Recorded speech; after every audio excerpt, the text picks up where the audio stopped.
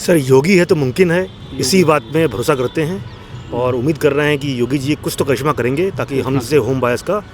हिंदुस्तान में जो middle class होती है उसकी सबसे बड़ी तमन्ना आरज़ू क्या होती है? उसका अपना आशियाना, उसकी अपनी छत। लेकिन लखनऊ में 1 दशक से ज़्यादा वक्त बीत चुका है, मकान तो दूर की बात है, प्लॉट तक उनको नहीं मिल पाया है। हालांकि बहुत ज़्यादा पैसा भी उन्होंने जमा कर दिया, लेकिन उसके बावजूद भी नहीं मिल पाया और अब वो अपनी हिम्मत हार भी रहे हैं। चाहे वो समाजवादी पार्टी सरकार रही हो, चाहे बहुजन समाज पार्टी सरकार रही हो, कहीं से भी न्याय इनको नहीं मिला। सिस्टम में घाल मिल रहा है। अब जब सीएम योगी ने कहा है कि उनको बख्शा नहीं जाएगा, तब थोड़ी सी उम्मीद जगी है। लेकिन कितने वो हैं और क्या मामला है, इनसे बात करेंगे। सर, आपका नाम क्या है? विनीत कुमार अग्रवाल। कब लिया था आपने प्लॉट? और मैंने 2022 में लिया है, रीसेल में लिया है। रीसेल में लिया। और ये प्लॉट पहले से ही थे, एग्जिस्ट में तो 2012 से ही कर रहे थे। तो 2012 में जिसको अलॉटमेंट था, उसके बाद मैंने जो है इसको रीसेल में लिया है। रीसेल में। तो अब उस कब्जा मिला कि नहीं मिला आपको? रजिस्ट्री है, पोजीशन है, लेकिन वो उन्होंने इंटरनल डेवलपमेंट जो किया है, बहुत ही जो किया है वो प्रॉपर नहीं है और वो भी सब टूट फूट चुकी है। और एक्सटर्नल डेवलपमेंट तो बिल्कुल नहीं है। किससे लिया था आपने? अंसल प्रॉपर रजिस्ट्री अंसल से ही हुई है। अंसल से रजिस्ट्री हुई थी। जब आपने रजिस्ट्री कराते वक्त क्या कहा था, कब तक पोजीशन दे देंगे, कब तक डेवलपमेंट हो जाएगा? ये तो उन्होंने जो 2022 में ही उनको पूरी प्रोसेस कंप्लीट करनी थी। अच्छा। और इनफॉर्मल रूप से ऑफिस में जाने पे बताया जाता था बस 2 महीने में शुरू हो जाएगा, 4 महीने में शुरू हो जाता था। इस तरह से वो कहते रहते थे। 2 महीने में शुरू हो जाएगा, 2 महीना गुजरा नहीं। वकील साहब भी उनसे हम बात करेंगे बाद में, लेकिन पहले आज आपने कब लिया था और किससे लिया था? सर मैंने 2012 में बुकिंग कराई थी। अच्छा, किससे? अंसल से डायरेक्टली अंसल से कराई थी। उसके बाद मैंने फिर 3 इंस्टॉलमेंट और दिए तो मई 2013 तक। तो कुल मिलाकर मैंने जो है 16 लाख रुपए जो है मई 2013 तक अंसल को दिए हैं। 2013 तक। और उसके बाद से लेकर आज तक उस जो फेज़ 2 का हमारा एरिया था, फेज़ 2 का ओ सेक्टर था, उसमें कोई भी डेवलपमेंट नहीं हुआ है। और बीच में ये कहते थे कि एक फेज़ 1 और फेज़ 2 को कनेक्ट करने वाला एक ओवर ब्रिज है जो बन जाएगा तो फिर डेवलपमेंट शुरू हो जाएगा। लेकिन ये वो ब्रिज जो है 2017 से अटका हुआ है। उसमें रेलवे ने अपना काम कर दिया, ये आश्चर्य की बात है। और जो साइड की जो चढ़ने और उतरने के रैम्प्स होते हैं वो आज तक नहीं मिल पाए। और मेरे पास 2017 की फ़ोटो भी हैं और आज की फ़ोटो भी हैं। आज वो और जर्जर हालत में सरिया में जो सरिया काट गए हैं और बहुत बुरी हालत है वहाँ की। और इसके अलावा एक चीज़ और कहना चाहूँगा सर कि अभी जो हम लोग का केस NCLT में जा रहा है, राइट, उस NCLT से जो बायर्स हैं उनको कोई फ़ायदा होने वाला नहीं है। क्यों? क्योंकि आपने देखा होगा कि लखनऊ में 5 साल पहले रोहतास बिल्डर भी गया था, राइट, और फिर उनकी आपस में वोटिंग भी हुई और ये हुआ जितने भी प्रॉपर्टी बायर्स हैं सबको 60% मिलेगा। आज 5 साल हो गए हैं और 5 साल में से एक भी बायर को 1 पैसा नहीं मिला है। कोई उम्मीद नहीं है। इसलिए मेरा जो है गवर्नमेंट से, योगी गवर्नमेंट से यही रिक्वेस्ट है कि वो किसी तरीके से आवास विकास को या फिर LDA को कुछ दे दें ताकि जो है जितने भी बायर्स हैं उनके साथ इंसाफ हो और उनको अपनी प्रॉपर्टी मिल सके। ठीक है, आपका नाम क्या है? जनार्दन लाल। जनार्दन जी, आपने कब लिया था, किससे लिया था और अब क्या स्थिति है? अब मैंने तो, मेरी बेटी का प्लाट है, बेटी के नाम से है। वो लोग USA में रहते हैं। अच्छा। उन लोगों ने लिया था, मेरे कहने पे अलॉटमेंट यहाँ दिया, पैसा दे करके अलॉटमेंट करवाया गया था यहाँ से 2012 का ही।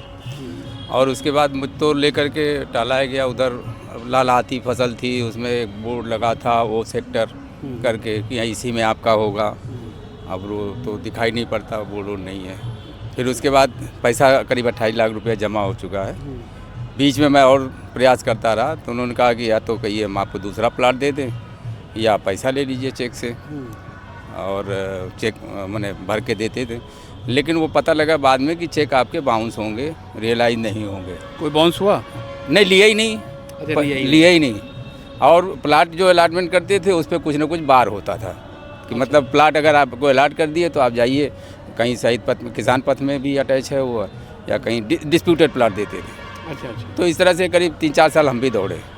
अब तो स्थिति ये आ गई है कि NCLT ने उनको दिवालिया भी कर दिया है। अब ये तो आपने लिया तब से सरकारी लगातार बदलती चली गई। 12 में लिया था आपने, फिर उसमें सरकारी लगातार बदलती भी चली गई हैं। अब जो मौजूदा सरकार है, 2 चीज़ में जानना चाहूँगा आपसे। पहली बात, जो पिछली सरकारें थी उन्होंने इस पर ध्यान क्यों नहीं दिया आपकी समझ से, और मौजूदा सरकार क्या ध्यान दे रही है? मौजूदा सरकार तो जो स्टेटमेंट आ रहे हैं उस हिसाब से तो ध्यान दे रही है, लेकिन पुरानी सरकारों में तो बिल्कुल इस तरह की बात ही नहीं थी। तब तो आसान नहीं थे, हम लोग को मिलेगा ही।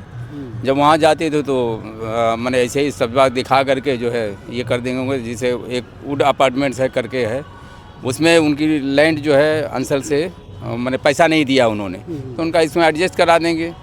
वो भी भाग गए, वो कहा नहीं हम नहीं देंगे। तो अब इंटरनल क्या है उनकी पॉलिसी मैं तो नहीं बता सकता, लेकिन कोई रिजल्ट मिला नहीं अभी तक। कसूरवार किसको मानते हैं? कसूरवार तो हमारे हिसाब से भाई अब पार्टी जिसने लिया है, जिसने कहा है देने के लिए पैसा, वो कसूरवार तो वही है। सिस्टम को नहीं मानते हैं? नहीं, सिस्टम तो अल्टीमेटली है सिस्टम, क्योंकि सिस्टम में जो अभी मुझे पता लगा है कि वो 25% लैंड जो है वो उसमें रखी जाती है, बंधक रखी जाती है सिक्योरिटी पर्पस से। वो भी पता लगा बेच लिया उन्होंने मिलजुल करके। तो मिलजुल करके अब पता लग रहा है कि काफ़ी प्लाट्स उन्होंने निकाल लिए हैं, कुछ बचे ही नहीं हैं आंसर वाले हाँ, अब क्या मिलेगा वो तो हम नहीं जानते। नहीं जानते। एक बात कही जाती है, we the people by the people for the people, यानी जो सरकार है वो जनता के लिए है, जनता के द्वारा है और जनता ही के लिए है। वकील साहब, ये आपका नाम क्या है? मेरा नाम अनुराग गुप्ता है, मैं भूतपूर्व सैनिक भी हूँ। अच्छा, गुप्ता जी ये बताइए कि एक दशक से ज़्यादा वक्त बीत चुका है, देखा जाए तो चौथा टर्म चल रहा है सरकार का, तीसरी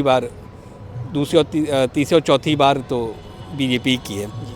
इतना लेट क्यों सरकार जगती है? पिछली सरकारों का तो लोग आशा ही छोड़ चुके हैं, ये भी सरकार जगी तो बहुत देर जगी, सीएम साहब को स्टेटमेंट देना पड़ा, उसके बाद थोड़ी सी तेज़ी आई। क्या लगता है आपको? कहीं ना कहीं इसमें सभी स्तर से देखा जाए तो शासन के उच्च स्तर के अधिकारी भी इस भ्रष्टाचार में शामिल रहे हैं। ये पूरा एक भ्रष्टाचार रहा है कहीं ना कहीं, चाहे वो बसपा की सरकार रही हो, चाहे सपा की रही हो, और बीजेपी की सरकार में भी। मैं आपको एक ये ऑर्डर दिखाना चाहता हूँ, ये 2021 का है, रेरा का ऑर्डर 9 अप्रैल 2021 का। अच्छा, जिसको आप देख सकते हैं, उन्होंने एक फॉरेंसिक ऑडिट करवाया था और उसमें उसने 606 करोड़ रुपए का फंड डाइवर्जन किया था किसी और प्रोजेक्ट में, जो कि नियम के किसमें? अंसल ने, जो कि नियम के बिल्कुल विरुद्ध है। और इसकी एक प्रति एलडीए को भी भेजी गई थी और एलडीए के भी ये नॉलेज में था कि उन रेरा में कम से कम 3000 से ज़्यादा कंप्लेंट हैं और वो प्रोजेक्ट डेवलप नहीं कर रहा है। जो ये सरकारी योजना थी, जो अंसल वाली थी, सरकार की योजना थी, सरकार की पॉलिसी थी, उसके तहत अंसल को चुनकर ये प्रोजेक्ट दिया गया था। और इसकी शर्त ये थी कि इसमें जो है डेवलपर जो है एलडीए के पास 25% ज़मीन जो है मोर्टगेज करेगा। अगर किसी कारणवश वो डेवलप नहीं कर पाता है अंसल, तो एलडीए उस ज़मीन को बेचकर बाकी का बचा हुआ डेवलपमेंट पूरा करेगा।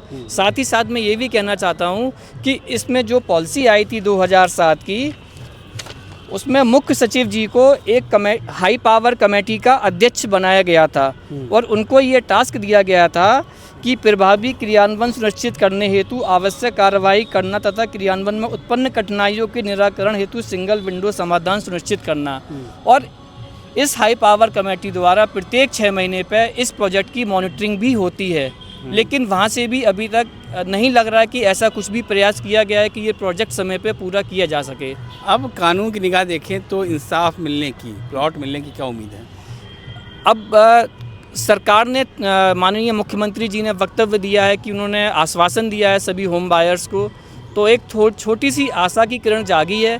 लेकिन अभी भी जो मुझे लगता है एलडीए के अधिकारी हैं, अभी भी माननीय मुख्यमंत्री जी को कहीं ना कहीं गुमराह कर रहे हैं, क्योंकि उन्होंने कहा है कि हम जाके एनसीएलटी में केस करेंगे, हमें भी पार्टी बनाएं, जबकि उसकी कोई मतलब नहीं बनता है। अगर वो एनसीएलटी में, अब तो वो भी एक बायर हैं, वो एक उनका भी एक ऋण है उनके ऊपर, वो सीधे अपना क्लेम कर सकते हैं। लेकिन मेरी सरकार से बस यही निवेदन है कि किसी भी तरीके से एलडीए को या आवास विकास को निर्देश करें कि आप इस बचे हुए प्रोजेक्ट को पूरा करो और आप इसके लिए एनसीएलटी से या एनक्लेट या माननीय सुप्रीम कोर्ट से परमिशन लेके आप इस बचे हुए प्रोजेक्ट को पूरा करो, तभी कहीं ना कहीं संपूर्ण न्याय होम बायर्स को मिलेगा। सर, कितनी उम्मीद है कि इंसाफ मिल पाएगा आपको? देखिए, मुझे उम्मीद तो पूरी है, ऐसा नहीं गवर्नमेंट ने प्रयास नहीं किया, उम्मीद है पूरी मिल जाएगा बिल्कुल। मैं आपको। इसलिए कहता हूँ, एक मिनट, हाई पावर कमेटी जो बनी है माननीय मुख्य सचिव की अध्यक्षता में, उन्होंने 2022 में इनके पूरे प्रोजेक्ट को 5 साल के लिए एक्सटेंशन दिया है और उनका जो 3rd फेज था, इनकी कैपेबिलिटी को देखते हुए कि नहीं कर पाएंगे, उसको वापस लिया है। कहीं कहीं गवर्नमेंट की तरफ से भी प्रेशर था कि ये इसको पूरा करें। जो एक कल्पना थी लोक कल्याणकारी राज्य की, वो उसको करने का प्रयास किया है, लेकिन पूरा स्कैम इनके द्वारा जानबूझ के किया गया है। किसके द्वारा किया गया? बिल्कुल अंसल के द्वारा, क्योंकि इनको टाइम मिलने के बाद भी अंसल द्वारा इसका, हाँ बिल्कुल। आप बताइए, आपको कितनी उम्मीद है कि आपको इंसाफ मिल पाएगा? सर, योगी है तो मुमकिन है, इसी बात में भरोसा करते हैं और उम्मीद कर रहे हैं कि योगी जी कुछ तो करिश्मा करेंगे ताकि हमसे होम बायर्स का। आपको बताइए कि आपकी बेटी का प्लॉट उसको कब तक मिल पाएगा? या क्या उम्मीद है? अब सरकार जगी है तो कुछ उम्मीदें बढ़ी हैं। सरकार जगी तो उम्मीद बड़ी, तो सरकार जगी है ये एक उम्मीद है, लेकिन सवाल अभी भी बड़ा है कि 10 साल से ज़्यादा वक्त गुजर चुका है, अभी भी प्लॉट के लिए संघर्ष चल रहा है। आखिर इस सिस्टम को दुरुस्त कब किया जाएगा, और साथ ही क्या मौजूदा सरकार में उनको ये इंसाफ मिल जाएगा, क्योंकि पिछले 3 सालों में तो इंसाफ नहीं मिला। खुर्रम ज़ामी, संवाद लाइव, लखनऊ।